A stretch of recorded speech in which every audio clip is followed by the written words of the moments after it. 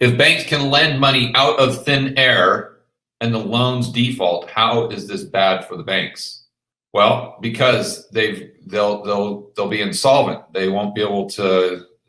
So what happens is the loan is an asset on the bank's balance sheet. So if you've got, let's say, $100 in assets and $100 in liabilities, and your assets aren't assets anymore because they're not paying the loan, all of a sudden you're bankrupt, you're insolvent. So banks definitely need people to pay back the loans, unless the Fed just bails them out and they can sell their assets to the Fed for 100 cents on the dollar. That's the only way they can get out of that. But yeah, you're thinking as though the banks can just create their own money, and that they do. But they can't really create money for themselves.